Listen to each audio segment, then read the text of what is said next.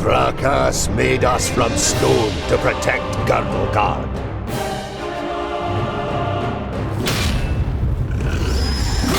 Against orcs, ogres, and all the other beasts of Tion. We are the guardians of Girdlegard. We are the children of the divine smith. We are the Dwarves.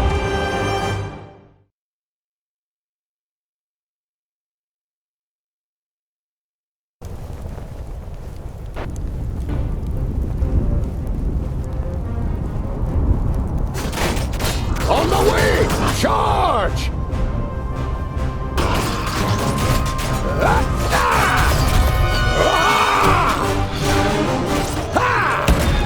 Come here, you!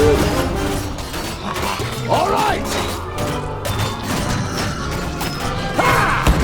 Understood!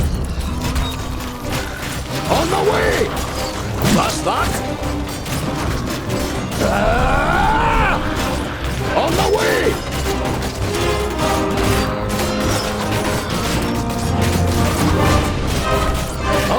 Not possible right now! All right! Understood! Charge! And stay there!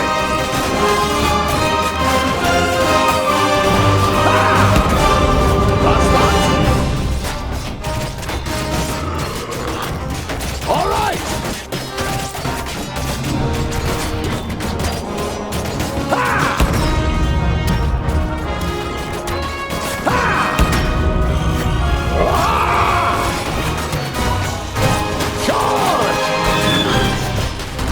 Come here, you! And again!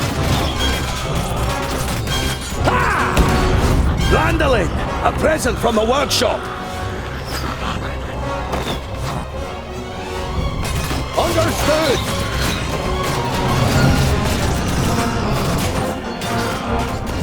On the way! And again!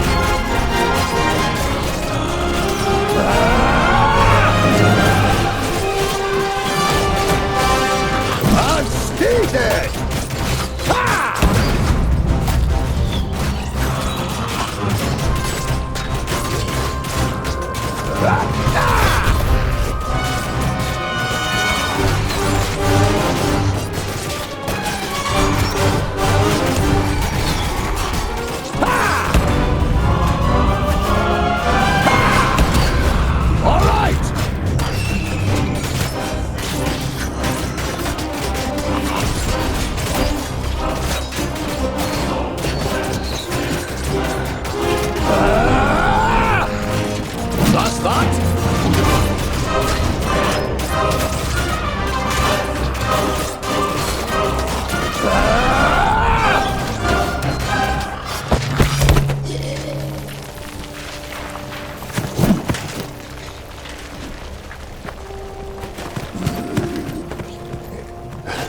My king!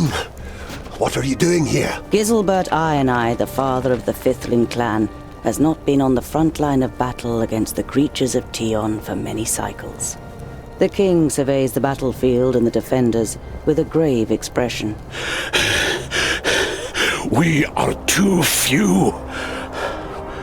This you know as well as he does, but there will be no reinforcements arriving. Hundreds of brave warriors lie inside the fortress dying. The illness is running rampant. It brings weakness and death. Stay at your posts. Be as steadfast as the granite of which we are made. Nothing can break us. Vrakas is with us.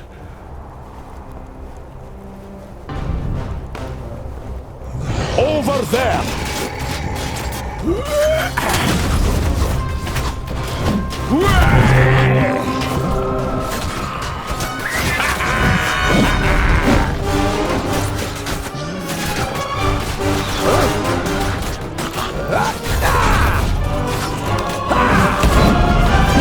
Just a moment!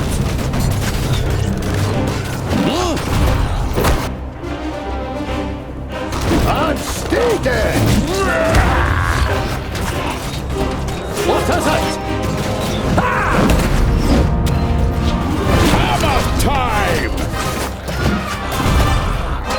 Yes? Come here and die! Be off with you! Over there! It will be so!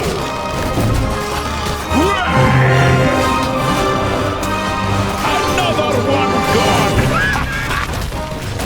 Yes?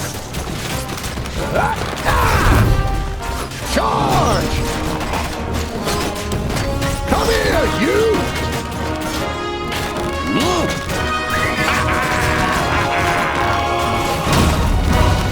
For fracas!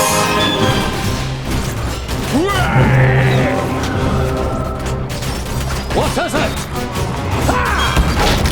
Understood! All right! Yes?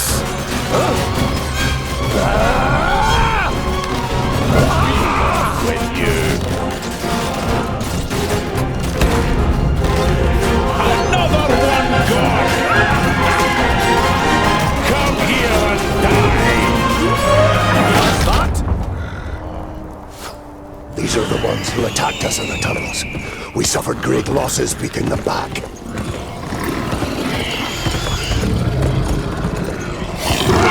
Come here and I'll split you like a straw! You treacherous elf! In his fury, the old king radiates a ferocious power that none of Citalia's children could withstand. But the slight, willowy being sitting astride the shadow mare just grins down, mockingly. You are mistaken. We are Alpha. We are here to destroy the elves. All peace-loving beings here in Girdlegard are under our protection, and you cannot open the gate that has barred your path into Girdlegard since the creation of the world. Not us, but perhaps one of your kind. This cannot be. Silence, you fool!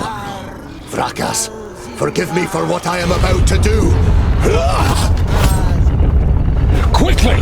In formation! You must hold them back until I close the gate!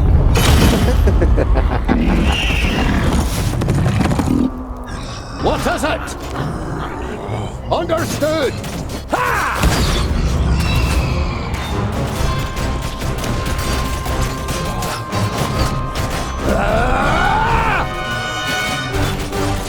That's that? Ha! Understood! That's that?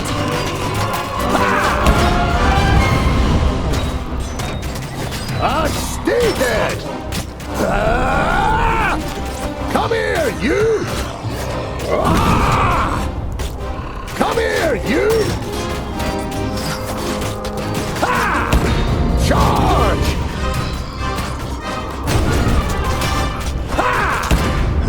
On the way!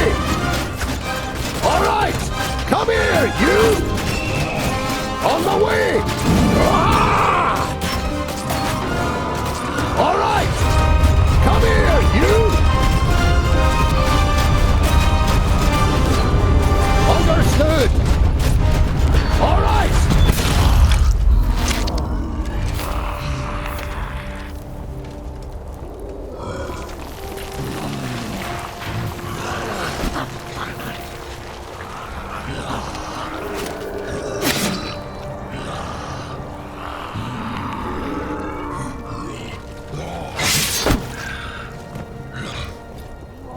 Look at me. I am Syntheras, the reaper of your death. I will take your life, and the land will take your soul. Get out of my sight, pointy ears, and let me delight at the closed gate a little longer. The gate may have closed, but when you rise again from the dead by the power of the land, you will be one of us, and you will open it. Never! My soul belongs to Vrakas. No, your soul now belongs to the land, and henceforth you will belong to it forever. Now die, and return. Then hand us Girdlegard.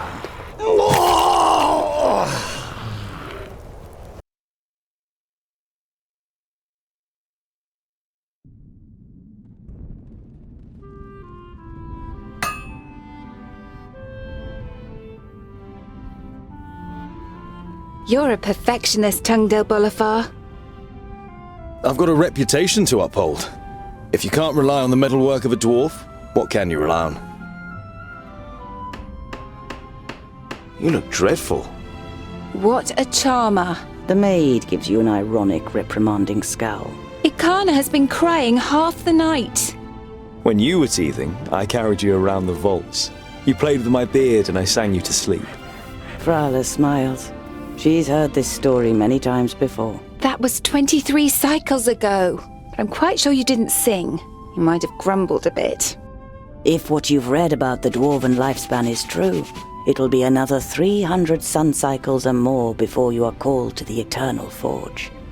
The certainty of one day having to witness Frala's death already burdens your heart. What can I do for you? For me, nothing. It's Lot Yonan. He wants to see you in his study. In your mind, you go through all the recent incidents that might have annoyed the Magus. Apart from a few little squabbles with his famuli, nothing worth mentioning happened since the incident with your beard. You nod. Okay. I'd better not keep the Magus waiting. See you later. There's goulash for dinner.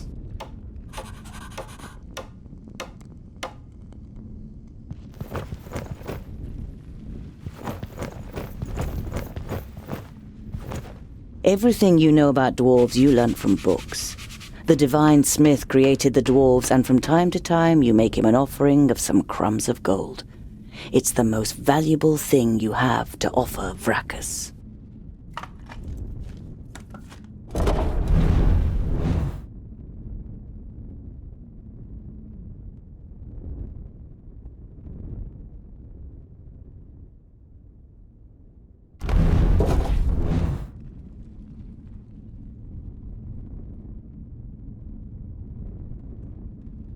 You've worked a bit more on Sunya's birthday present last night. The little one is crazy about horses. You, on the other hand, prefer to keep your distance unless you're fitting them with hooves. Too many legs and way too big.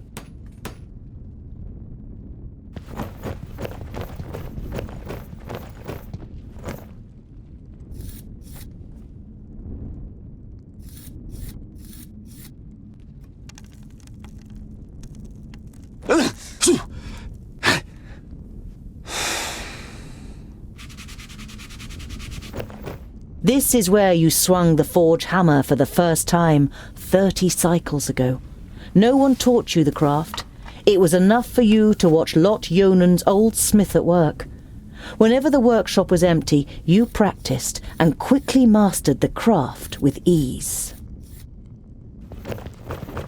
There was a time when you could hardly lift the heavy hammer. Now you barely notice it anymore, and it feels like an extension of your arm. Smithing is in your blood. There are apparently dwarves who have never seen the sky, and you too feel more comfortable when you have rock over your head. If only you didn't long to see more of the world, a longing that grows stronger with every year.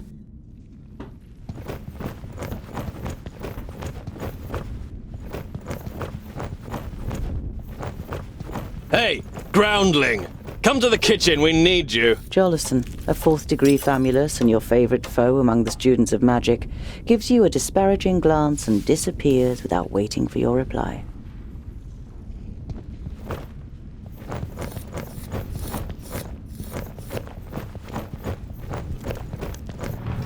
Of the 200 or so people selected to learn the art of magic under Lot Yonan, there's barely a handful of them you can stand the sight of.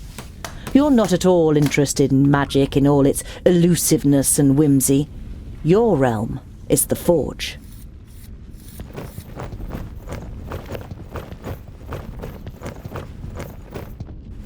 Lot Yonan's vaults are equipped with laboratories, a library, and private rooms for the famuli. Together with the forge, the kitchen, and the other utility rooms, it makes up quite an impressive complex. But compared to the courts of the other magi, the seat of power in Yonandar is small and modest.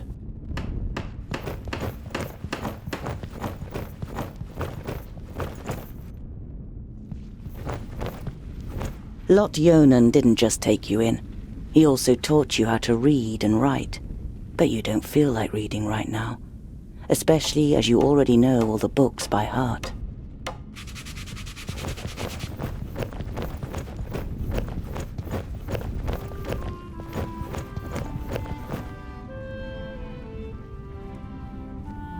Hey, what are you doing, groundling?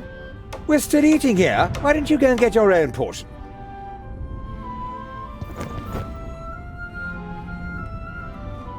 The blacksmith. Do you want something? Did a horse bolt while you were trying to shoe it? It's certainly not on our plates.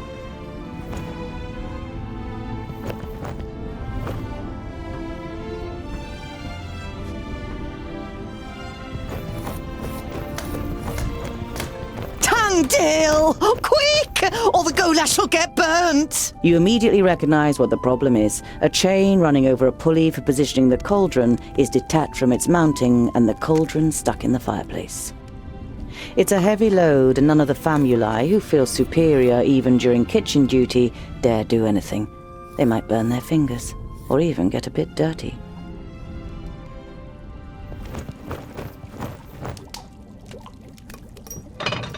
It'd be a waste of goulash. And I'm hungry. Here, hold this.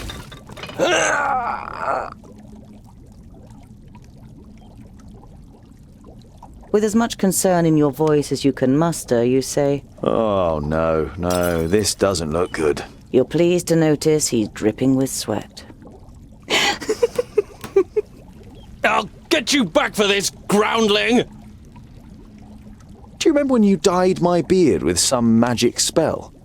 I had to shave it off. You stroke your beard, which is unusually short for a dwarf. Damn it! Ah, it's heavy! The young human forces through his pursed lips, letting the pot sink a little. Don't you dare ruin my goulash, boy! The cook with beefy forearms glares at the young man, and after a brief moment, he tries harder.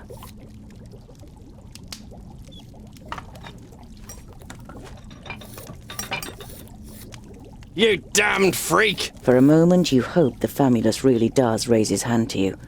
But then he comes to his senses and leaves the kitchen, his face bright red. What a pair you are!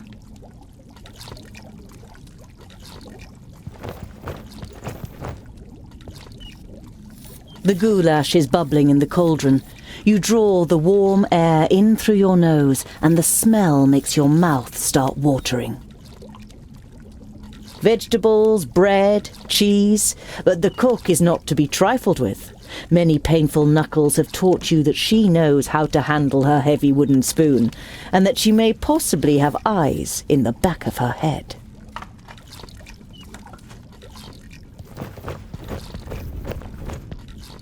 Do you know what Lotyonen wants? The maid gives you an amused look. She has often accused you of making things more complicated than necessary. The beer that is delivered to the vaults is supposed to be the best beer in Idderslane. It's certainly your favourite beer, but you haven't drunk enough other beers to truly know.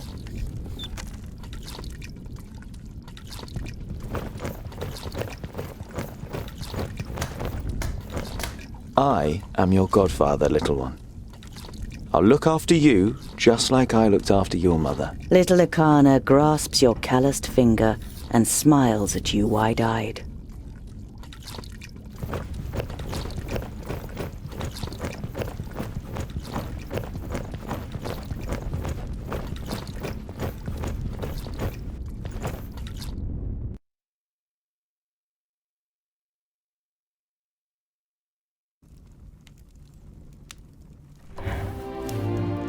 Master Lotyonen, Frala told me you wished to speak with me.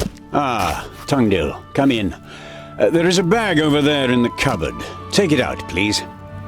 It contains artifacts belonging to my former famulus Goren. I wish to return them to him. He's in Blacksaddle, 300 miles away. 300 miles? That's a long journey. Who are you going to entrust with this? I was thinking of you. Me? There is no one better to take on this journey. You have acquired much knowledge. You are almost a scholar. You know more than most famuli about Girdlegard and its inhabitants.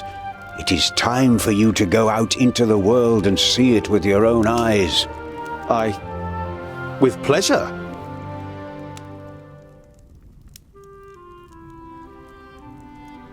What's in the bag? Magical devices. You better leave the bag closed if you want to avoid any accidents. Dwarves don't really like magic, and magic doesn't like you either.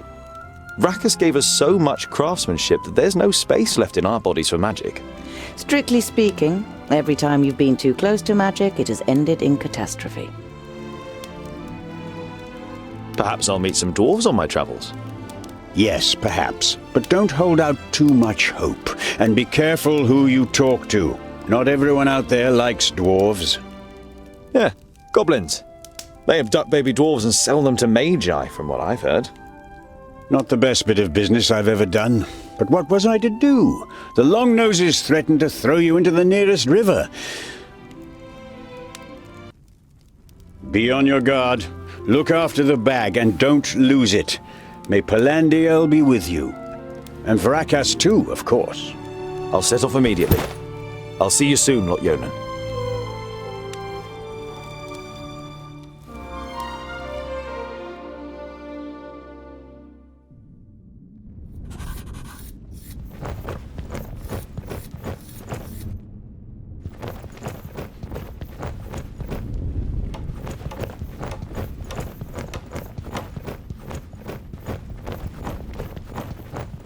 Within a few moments you find Blacksaddle on the map. It is southeast of Parista, a little more than halfway between the city of the Magus Nudin and Lot Yonan's vaults. You trace the path from the vaults to the mountain with your finger. It doesn't seem far on the map, but it will be the biggest journey of your life.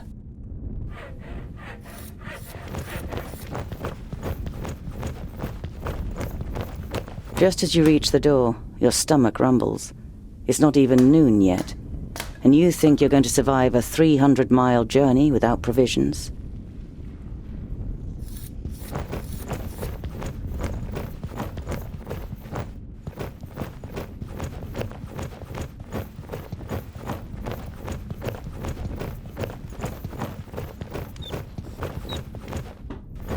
Hello, Frala.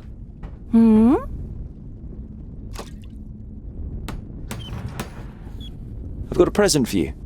You take out a symbol of protection that you've carefully made from 3 horseshoe nails. It's not the finest jewellery in Girdleguard. One look at Frala's face makes it clear that it doesn't matter. She glows with happiness as she takes the pendant. For me? But why? Because you don't see me as an oddity, and you're like a little sister to me. You could have said, but you settle with a shrug and a crooked smile. I need provisions for 300 miles. You're grinning from ear to ear. Finally, you've got the chance to see something of the world. 300? Tungdil, that's no errand. That's an epic journey. Wait, I've got just the right thing. But make sure the cook doesn't see. I'm going to Blacksaddle to return a few things to a former apprentice in the Magus. You pocket the rye bread, sausages, and ham. Enough food for the first few days of your journey. Perhaps I'll even meet some dwarves on the way. Frala throws you a cautious glance. It's a tricky subject that you can't help but broach. There aren't dwarves down here. You're the only one in Idaslane, as far as we know. I know, but I can't just have been born out of a rock. Somewhere in the mountains, I have a clan. Maybe even a family. Yes. Maybe. Frala has reminded you more than once that Lot Yonan wrote to the dwarf clans and none of them were missing a dwarf boy. I have to go. I've got a long journey ahead of me. I wish you the blessing of Palandiel and Vrakas to protect you from all danger in your journey. Here, a talisman. Whenever you look at it, think of me. Frala winks at you mischievously. And of getting me a nice present.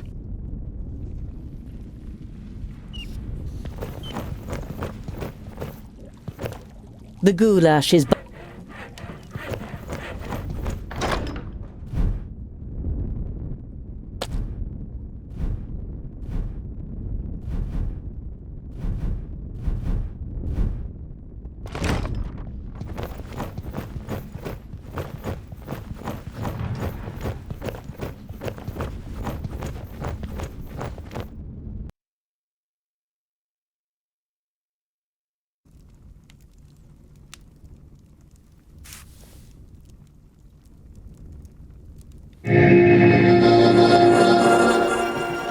So nice to see you again, Lotyonen. It must have been an age since we last met face to face. Nudin, welcome. Please, sit down. No, thank you, my friend. These are urgent matters, and I don't have much time. You must come to Leos Nudin immediately. The perished land is stirring. Are you sure? What makes you think that? I found out about 60 orbits ago, during a visit to the borders. Our magical barriers have weakened and become porous. The Elfar have left their land, and a huge horde of orcs have marched into Girdlegard. Were you able to strengthen the spell with your magic? No. I can't repair the damage alone. We need the combined power of the 6. The other 4 are already on their way here, but we need your help too. I will set off for Parista without delay.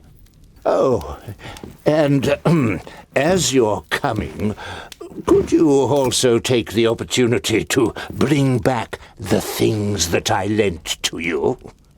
Of course. I have them already packed in a bag. Oh, thank you. We'll be expecting you.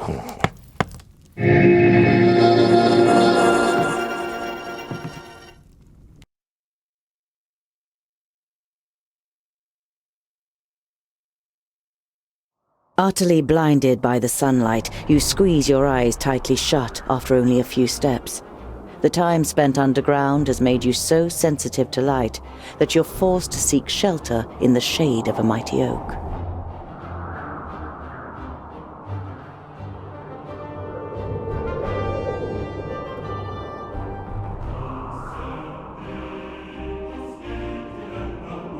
You reach a small lake by a birchwood. Your feet hurt and your eyes still sting in the unaccustomed sunlight, but a smile spreads across your face nonetheless. You've covered a decent distance on the first day of your big journey. You pitch your camp and lie down to sleep on the hard forest floor. When you awake in the morning, your legs are stiff and achy. Trying not to feel sorry for yourself, you throw your rucksack over your shoulder. You're a dwarf, and dwarves don't complain. Around midday, with the sun high in the sky and the first beads of sweat appearing on your forehead, you see something move next to the road, a few hundred meters ahead. Some crows are pecking at something in the long grass.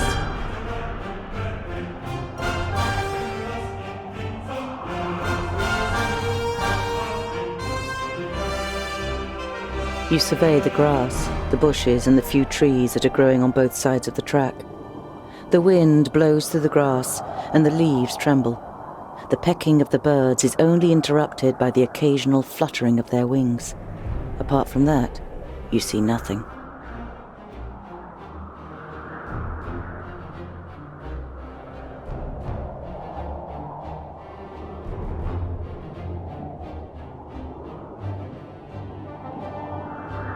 The creaking leather armor, the clattering rucksack, and a dwarf's inability to be quiet makes the crows flap around as you move from one bush to another.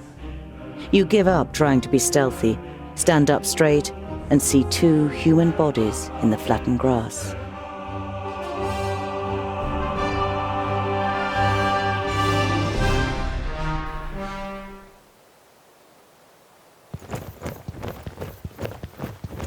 A slender man lies in front of you, dressed in an expensive robe.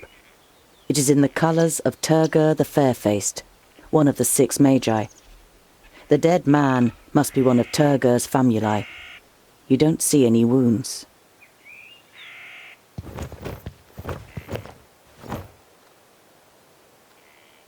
By Vracus. There are some narrow stab wounds in the man's chest.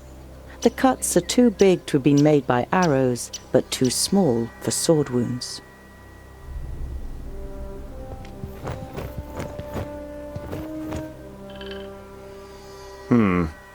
Nothing. You don't see any signs of a struggle in the area where the corpses are lying. Were they stabbed by a companion? A stranger could hardly have crept up on them with such sparse cover. Nothing again. You halt. There is something. A rucksack? Did someone hide it in the bushes, or was it thrown in there? You open the rucksack and recognize that someone has already rummaged through it. As well as some implements and writing utensils, you find a pouch full of gold and a talisman. The gold is proof that this is not a case of robbery.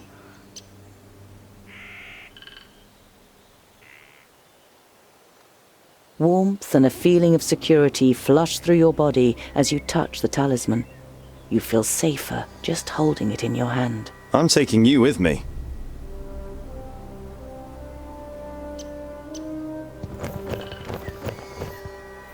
You look down on a tall, broadly built man. He's wearing dark brown leather armor that is strengthened with iron plates. There's a sword lying next to him. Was he trying to defend himself against something? Or someone? There is no blood on the sword.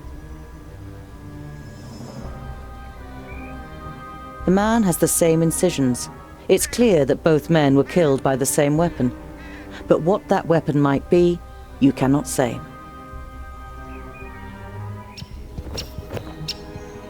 A rucksack that probably belonged to one of the dead. It seems to have been searched and then thrown away carelessly. You find a few implements, some provisions, and a map. A route is drawn on it from Parista, Nudin's capital, to Lot-Yonan's vaults.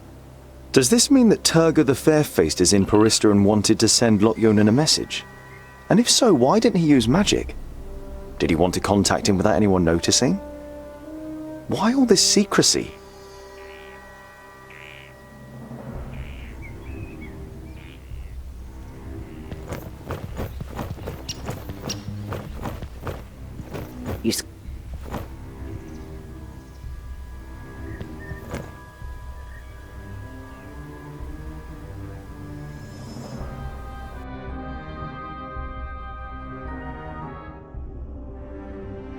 It's time-consuming and strenuous work digging shallow graves in the ground with a stick and covering the corpses with a few stones.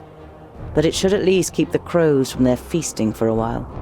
You continue on your way so as to put a few more miles between you and your grisly find before night falls.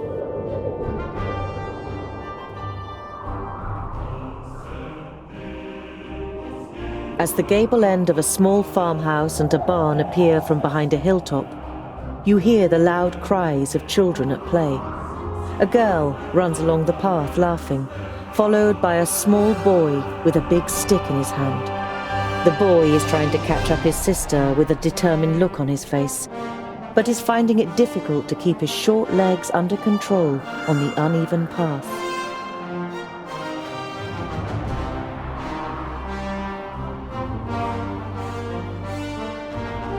You walk towards the children.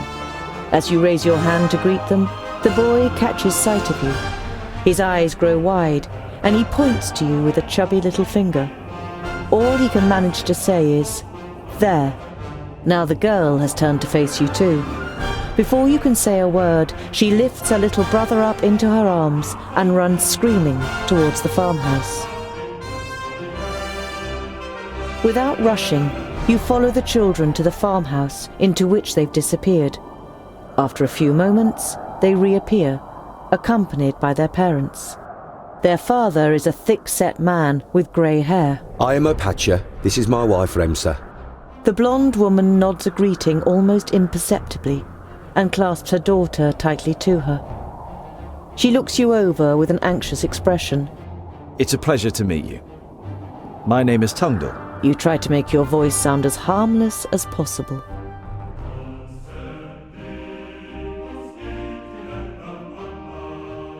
I'm sorry if I scared your wife and children. The man waves dismissively. No. It's just that my fair woman is especially jumpy these days. The orcs have been spotted near Calmstead. You should take it more seriously. The farmer's wife clutches her daughter even tighter before the girl finally protests. The boy steps forward excitedly and cuts the air with his stick. If strangers come, we're supposed to run away, but I can hit them too. Opatia pats his son on the head, laughing. We're safe. The orcs have no reason to come so far north.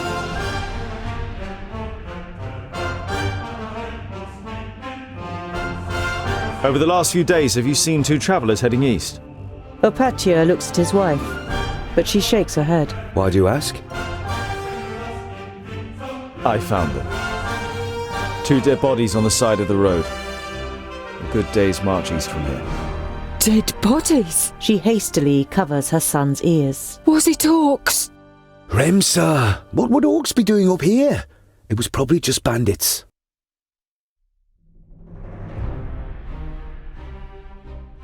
Wouldn't it be better to move to one of the bigger villages if there are orcs around? The farm is our livelihood. We can't just leave the place. The fields don't look after themselves. King Tilligorn's cavalry will take care of the orcs, or Lord Yonan and his magi.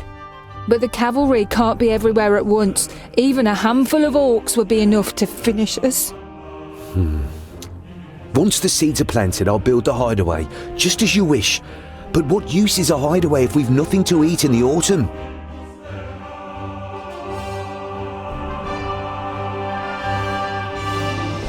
If there are orcs in the area, then you shouldn't waste any time. Build that hideaway. The dwarf is right. Remsa gives you a thankful smile before turning to her husband. We'll take care of the other problems when we come to them. The most important thing is that we're safe. Opatia stays silent for a moment, a gloomy expression on his face, before shrugging his shoulders. All right then. Dwarves do know best when it comes to orcs. You bid farewell and set off on your way. The children follow you for a while, before saying their goodbyes in laughter and running back towards the farm.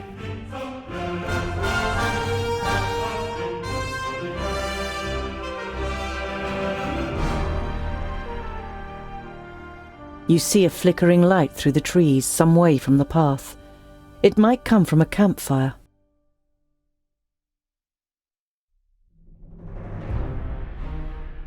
You walk towards the fire with confident strides until you finally make out 3 broad-shouldered men with axes. 2 rabbits are sizzling over the fire. The men are joking with one another, but you can only understand the odd word. They haven't noticed you yet.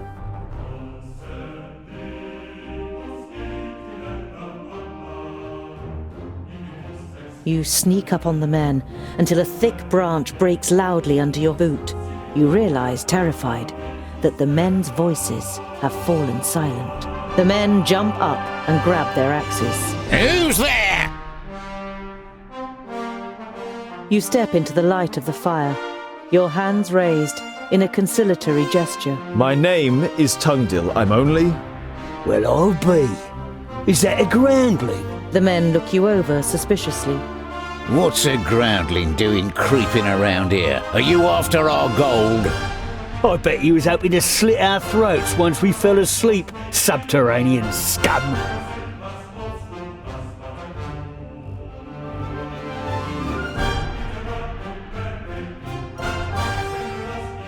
I shouldn't have crept up on you, I'm sorry, but that is really no reason to be so unfriendly.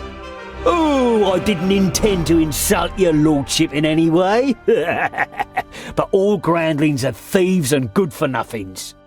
You find it difficult to take control of your voice again. Have you met many dwarves? Shut it, you filthy thief!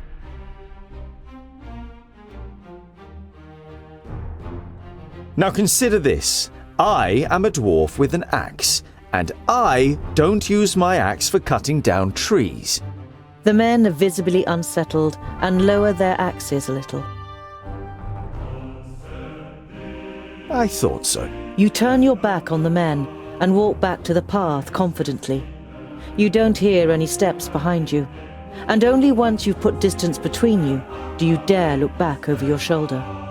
None of the men have followed you. You sigh with relief. It could have ended up a very painful experience if you'd provoked the men or shown them any weakness.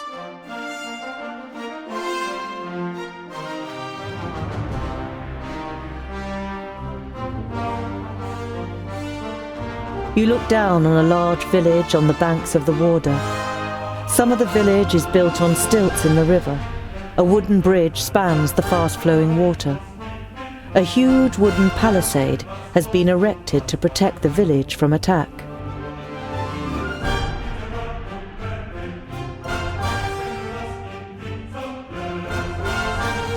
Your eyes roam the land on the other side of the river.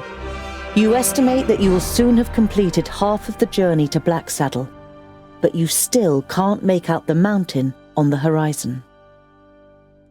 The guards on the palisade are watching you. Their armor looks well cared for and well made. The smith who made them knew what he was doing. You conclude that the men depend on the protection the armor offers and aren't just wearing them to look good. They're certainly not villagers.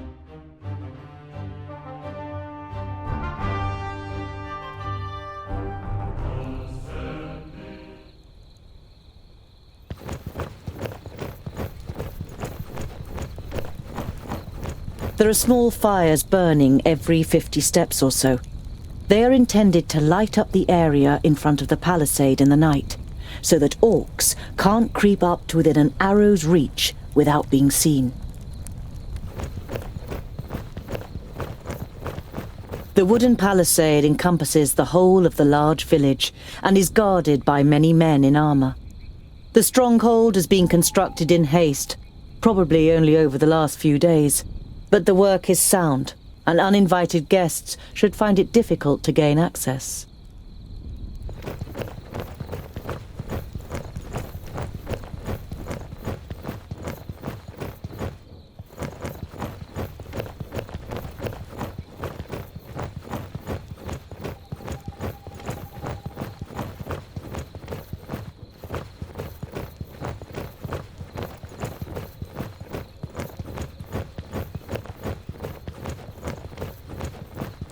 You have spent the last nights under bushes on the hard, cold ground. You are yearning for a good meal and a real bed.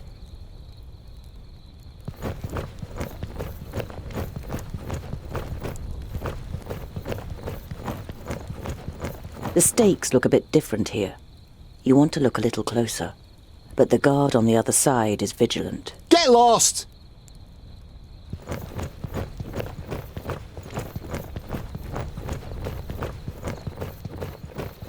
Orc skulls? You're not sure it's wise to taunt the beasts with the severed heads of their fellow kind. The double gate is made of strong planks, sturdy but still much less solid than the fixed parts of the palisade. Security has been forgone here for practical reasons. Never a good idea when building fortifications. Some of the guards begin to whisper as you near the gate. Hello up there! What brings you to fair Goodwater? And have you seen any orcs on your travels, groundling? The man leaning over the palisade eyes you up and down carefully.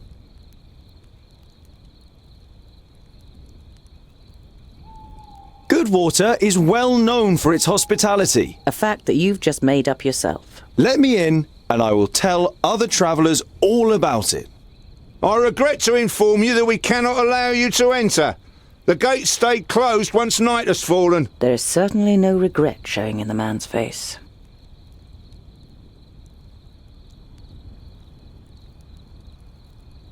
I'm a blacksmith. And a dwarf. Let me tell you, your gate might look solid, but it won't withstand a real orc assault. The murmuring all around him makes the man pause for a moment. If anyone else had criticized the stronghold, they'd have been laughed down and shooed away. But no one understands defense systems like the dwarves. A dwarf blacksmith who just happens to be standing in front of our gate?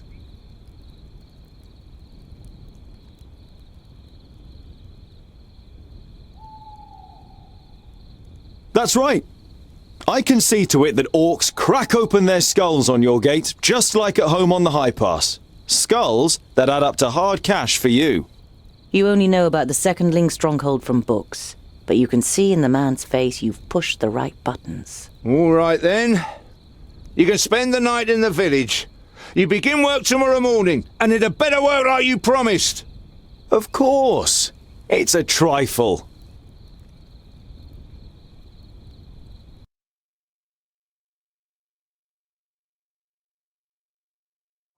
After a meal, you spend the night in the comfort and shelter of a Goodwater tavern. The next morning, you feel fully refreshed. You strengthen the gate with cross braces of wood and iron, using your experience and skill. Now it should be able to withstand an attack for much longer. Mercenaries and villagers alike watch you work, clearly impressed. As you finish, a man approaches you. Well done, dwarf. We were right to bring you into our village. The village grew rich through bridge tolls, and this wealth must be defended.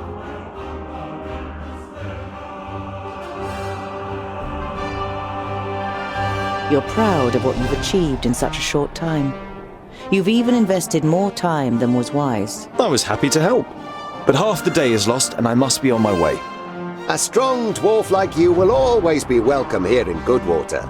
Be careful out there. Who knows where the orcs might be lurking? An uneasy feeling has been your constant companion since you left Goodwater. Every little sound in the forest makes you fear you've been discovered by a horde of orcs. But you reach the end of the day without bumping into any of the greenskins. It seems as though Vracus has granted you one more day in Girdlegard. As night begins to fall, you pass a large oak tree and decide to call it a day. Near the oak tree is an abandoned camp with a fireplace, which appears to be a couple of days old.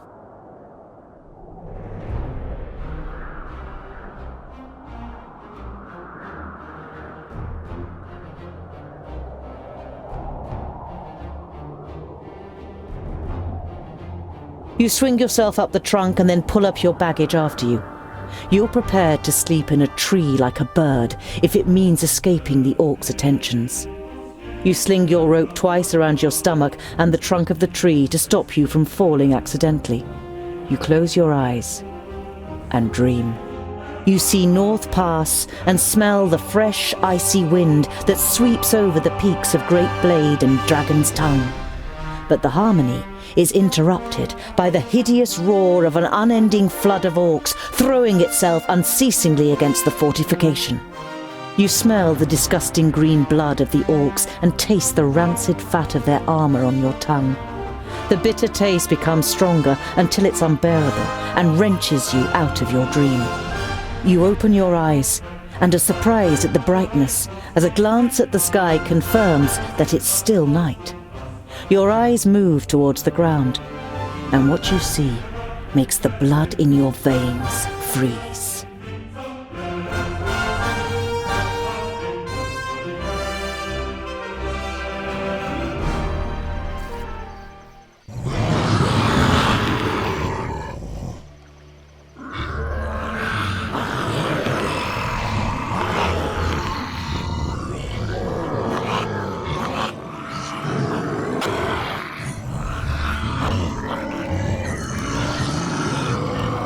I am Sinthras of Son Balsor. My master, Nod On the Doublefold, ruler of the perished land, has elected you, the lords of Taboribor, to be the sword that conquers the south. You mean you want us to put our necks on the line and be killed by some magus? Lord Yonan and the others will be taken care of. Your task is to create a diversion in the south until my master's plan succeeds. And which of us is the leader? The one that conquers the most land. So Kragma will be the new Grand Lord. He glares at Ushnots and Bashkog. The Kragma Shore Tribe will conquer the most land. Never! We will overwhelm the cities of the Red Bloods quicker than you can suck the marrow from a bone. We shall see. You can't believe what you're hearing. If the beasts of Tion ride into battle together, catastrophic cycles lie ahead for Girdlegard.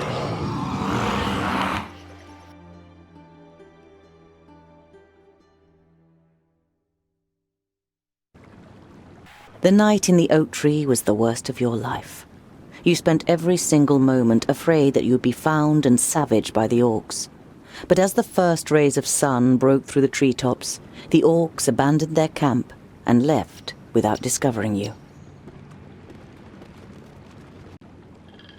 Better safe than sorry. Your eyes scan the deserted camp, and you listen carefully for any noise.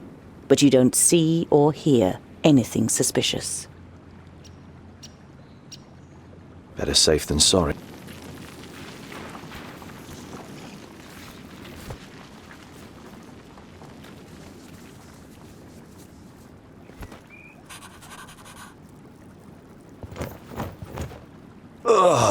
You're overcome by the urge to vomit. You have, of course, heard the stories, but seeing with your own eyes that orcs actually do eat humans is a long way from just reading about it. This is the place. I knew it was here. Come on then, find that stupid necklace. Hey, Fuskar, in front of you. A groundling, perfect for a spotted breakfast. You know that you're no warrior, but you want to face the orcs as a child of the Divine Smith. Perhaps you'll manage to kill at least one of them, so as not to appear so undwarven in Varacus's eyes. I'll give you something to chew on. Varacus made us of stone.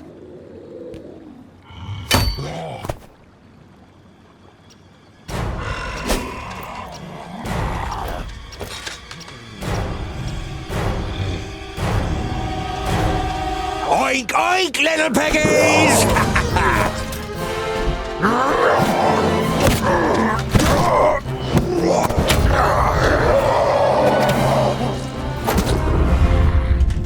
By Barrow and Speared!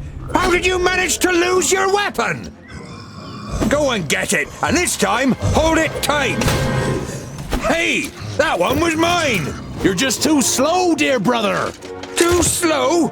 Just wait!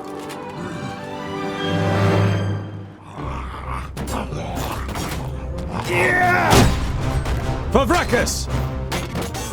What is it? Who's next? Huh? And what now? He hardly put up a fight. Huh?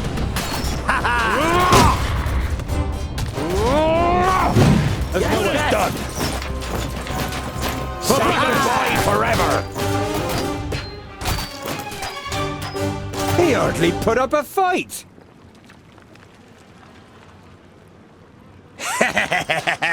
Oink oink. That's all. No more orcs. Well fought, young friend. Do you happen to be Tungdil? Well fought, but he fought like a. Boindale, what do you expect? He grew up amongst the humans. Who are you, and how do you know my name? My name is Boindal Hookhand of the clan of the Swinging Axes. This is my brother, Boindale Doubleblade. We've been sent to find you. Call me Ironheart. Are there any more piggy snouts around here?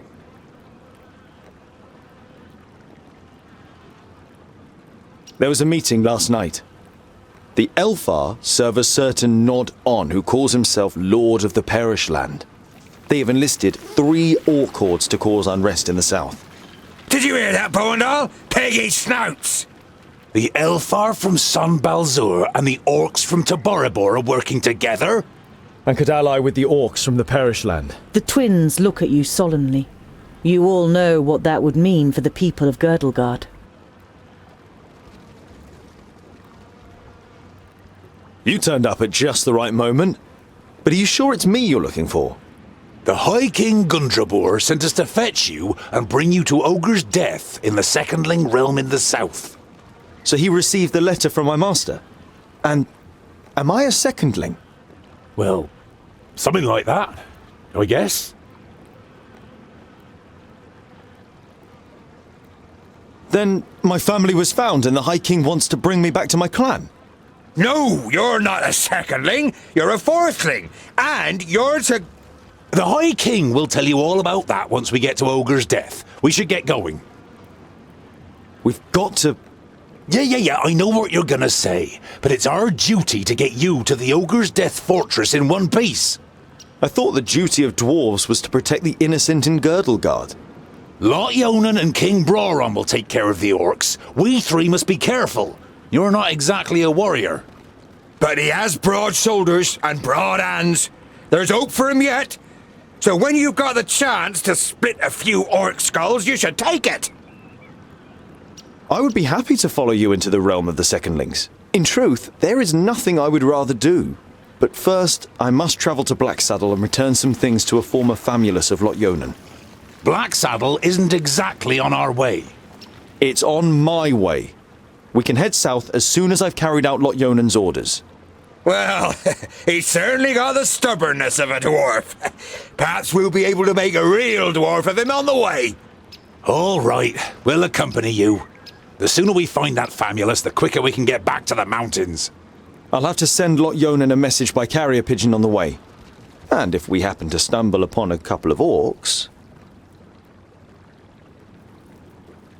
I like you, but we'll have to find you another name.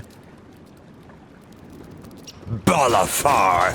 It's about as good as Lipsmith, Paddletosh, or Blufflegrump. It is stupid, senseless, and definitely not a name of honor. What are you good at? I'm good at reading. Reading? You're a scholar?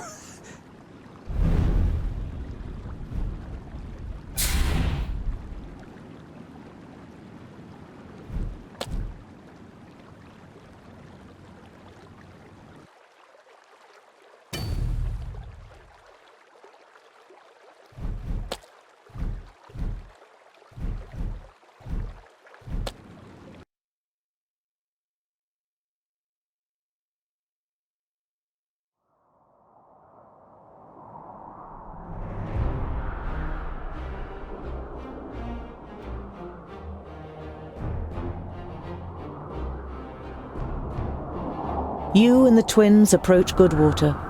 A huge army of orcs has surrounded the village on 3 sides. You see smoke and fire and hear the battle cries. The village is holding out, but for how long?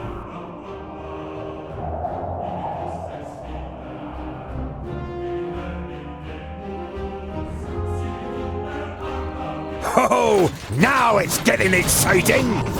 Archers in front of them, 3 dwarves behind. I wouldn't like to be in their shoes.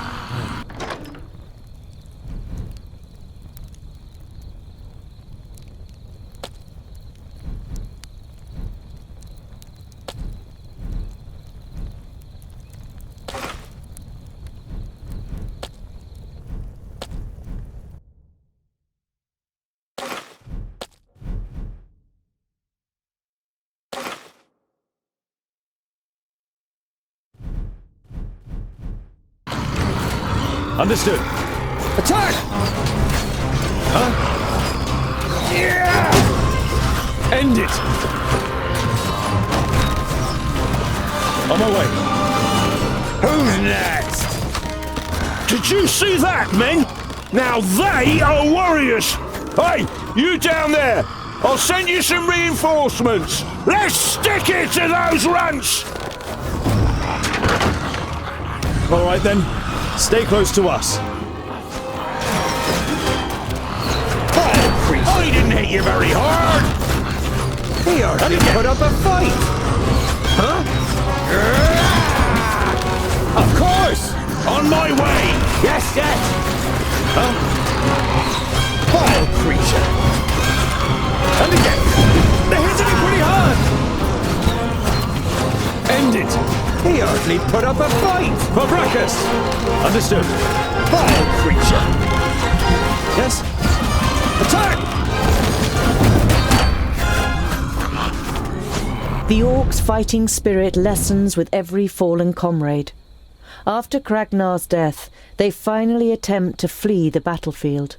Very few escape the mercenaries' arrows.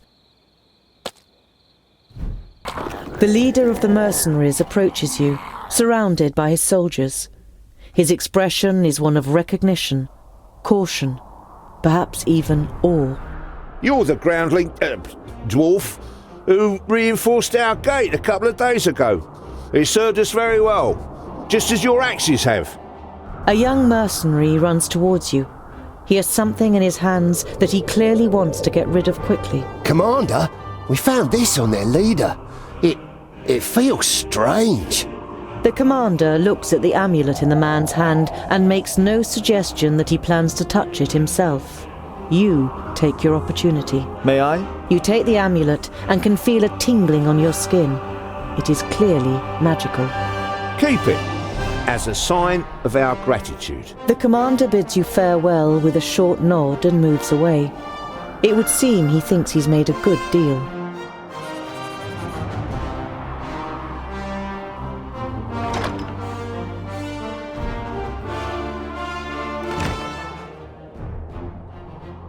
The farmstead has been plundered, ravaged, and part set on fire. But not all of the buildings are destroyed. You call out for any survivors, but there is no answer. You remember how you advised the farmer to build a hideaway. From the way things look now, you sincerely hope that he took your advice to heart.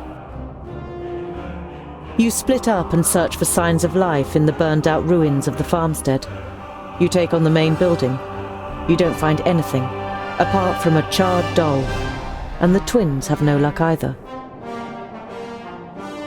Hello? Is anyone still alive? Give us a sign! The eerie silence that cloaks the ruins remains unbroken. The twins try to persuade you that you've tried everything, and with a heavy heart, you turn to go. Quick! It's coming from over there! You free a trapdoor on the floor of the barn from the rubble of a fallen wall. You open the trapdoor, and 4 dust-covered faces blink at you. Thank Palandio, and thank you, Mr. Dwarf. Without you... Remsa shakes her head rather than finishing the sentence. The joy of being rescued transforms into despondency when Apatia and Remsa see the destruction all around them. They have lost everything. We should try to reach my sister's farm.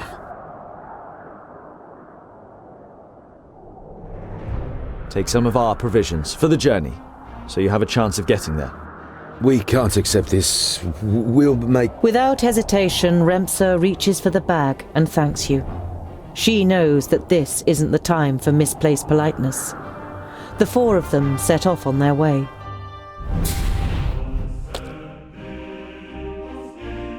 As you near Calmstead, you see that the surrounding fields are in flames. The sound of fighting reaches your ears. You hear the screams of the villagers and the roar of the orcs.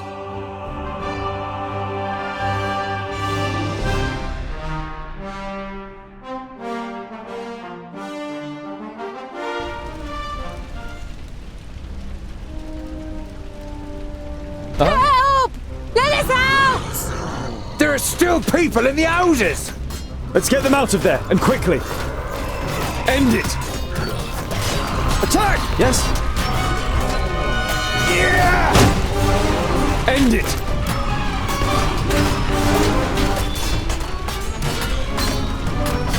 Please wait a moment!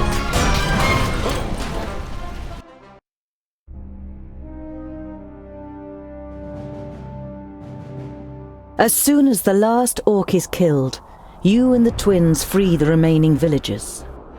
It would seem the stories are true. Dwarves really are the best orc killers. We don't have much that we can offer you. Maybe we can rustle up some food. I'm sorry, but we can't accept this. We can't let you leave empty-handed. If you won't accept anything else, then at least allow us to prepare a feast for you this evening. Your protests fall on deaf ears. The food is simple but hearty farmer's fare. The beer strong by human standards. And there's also dancing. You only really stayed on out of politeness, but you and the twins end up emptying tankard after tankard. The next morning, you set off again in good spirits and with full stomachs.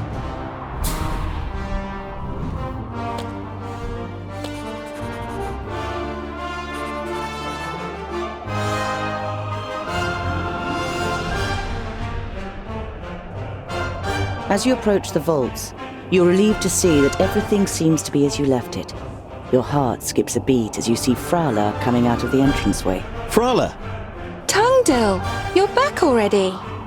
I'm back, but my journey isn't over. I just need to speak with Lot Yonan. I have some disturbing news. Lot Yonan is in Parista. The Magus Newden ordered him there as there's something wrong with the barrier that restrains the perished land. What's happened? You tell Frala about the meeting between the Elfar and the Orcs, and of the danger for Girdlegard. That really is worrying. But I'm sure the family could defend the vaults if Orcs stray into these parts.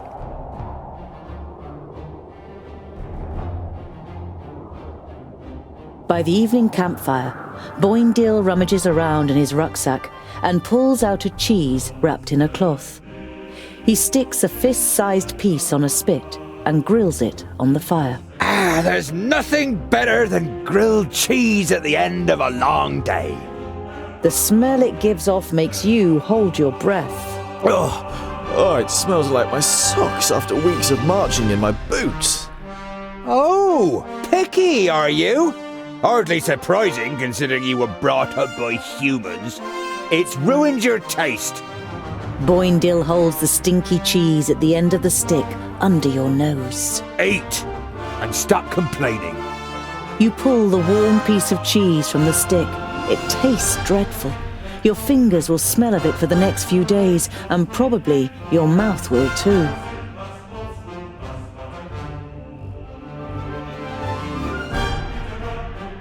You see a light through the trees some way from the path. It inevitably brings to mind your encounter with the woodcutters. You tell the dwarves about your encounter with the woodcutters and how you intimidated them. Ha! Very dwarf-like, but I think we'll have to teach them a lesson anyway. Humans are not our enemies, Boindil.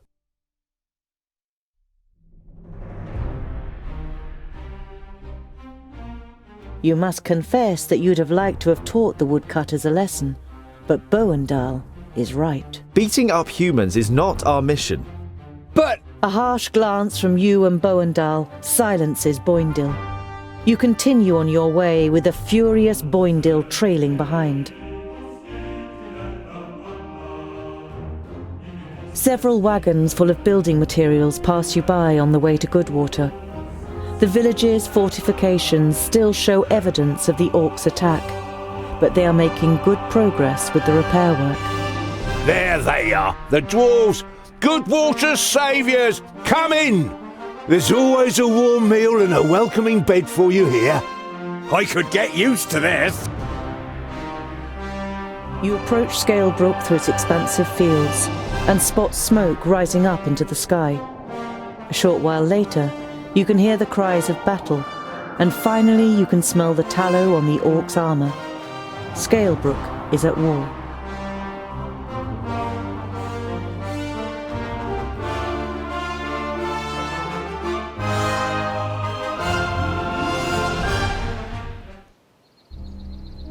Quick! We have to help those people! For Brackus! Yeah! Yes, yes! Find somewhere safe to hide. We'll come back for you once we've saved the other villagers. Huzzah!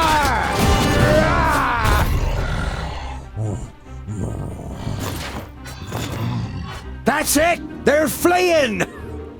I don't think so, they're just rallying! And that's what we should do too. Come on.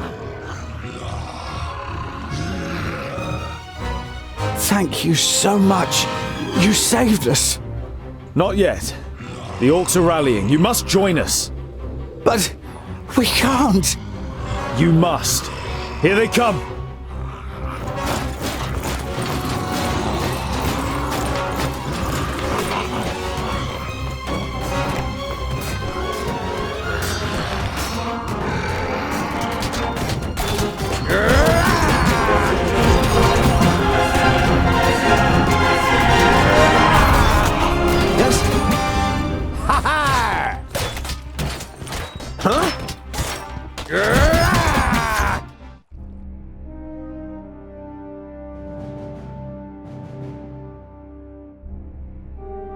While Boindil still hunts the last of the Orcs through the alleyways of the village, you and Boendal are already helping search for survivors. Various villagers, all with shocked, ashen faces, come and thank you for saving them. A middle-aged man nervously steps from one foot to the other and tries to force a smile. My father, the village elder, he is dead. I think I must follow in his footsteps, so I thank you in the name of Scalebrook. He left behind some gold as a dowry for my sister. She's... The man bows his head, produces a leather pouch, and kneads it with trembling hands. If only you'd come earlier. But before you can reply, the man takes a deep breath and forces himself to look at you. What am I saying? How ungrateful. Thanks to you, many of us are still alive. My daughter may be able to marry one day, thanks to your bravery. The man hesitates briefly, then thrusts the leather pouch towards you. We won't accept your gold. Bury your dead, rebuild your village, and be a good father to your daughter. Boendar looks at you, and you think you can see an approving nod. The man opens his mouth to say something, but then he just shakes his head and finally starts again. I thank you, dear sir, but there is no way I can let you go with empty hands. Here, take this. My father bought it from a trader, one of your kind.